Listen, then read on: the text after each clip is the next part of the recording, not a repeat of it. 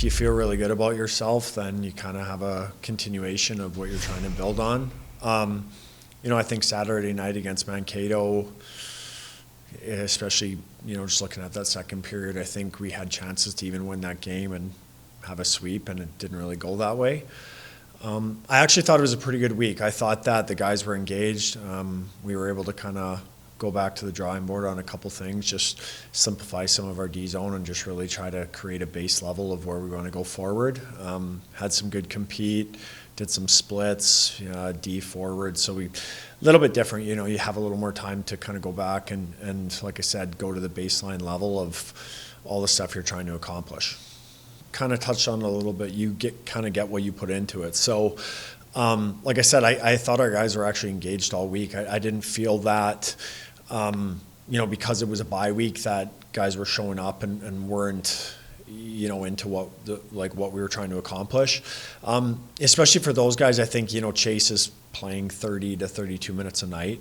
So it never hurts to probably give him a little bit of a breather in terms of 2 games off. But like I said, you're looking at creating a hunger coming out of the bye week, right? Like just looking forward, just what's kind of in front of us and what's at stake. I think that we tried to do a good job of trying to make sure that we understand, like, hey, this is what we need to be coming out of it, because there's so much of them. There's an importance of every game we play is basically the difference going to be between home ice or not home ice and who you're playing in the playoffs. So, I thought it was good. I thought that we did get something out of it. I don't know if concern is the word, but I think it's just kind of maturity and understanding. Team identity plays a lot into that, where I think I kind of have used the Mankato of past where, and I've actually said this to our guys before, where you knew that if Mankato was up, even after the first 5-6 minutes of that period, they were trying to end the game.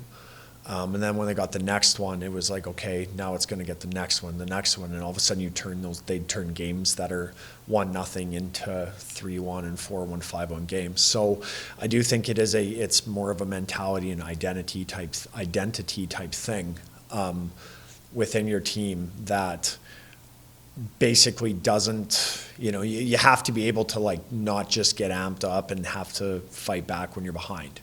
And we've kind of had situations like that all year. And like I said, I think it's a consistency within ourselves, but it's also kind of understanding how we need to play every single shift, every single minute, every single day to be successful. Like I said, coming out of bye week, you never really know, I guess, with how things can go. But, I mean, there's just so much on the line, right? Like, they're above us. They're competing for trying to win the league title. We're competing for trying to get home ice. The guys have to be ready. We have to be ready to compete. That's not an easy place to play. It never has been. I personally never played there, but I've been able to see, every single year kind of what they bring. There's certainly a team there that can be slightly different than a road team. Credit to them. They do a good job with their home ice.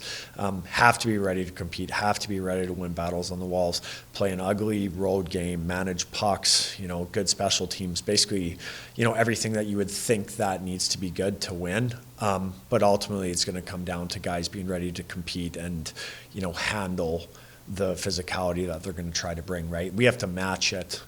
We have to be able to dictate that, because or else you end up in a situation where you're behind and then you're chasing and on the road.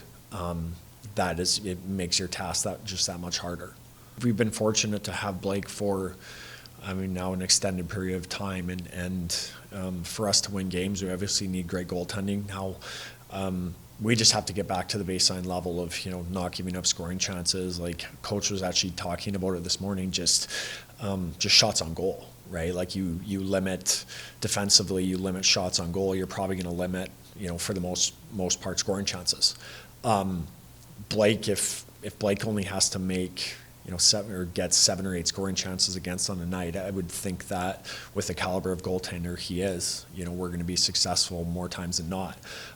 When you start to double that, it's just law of averages. You're going to give up more.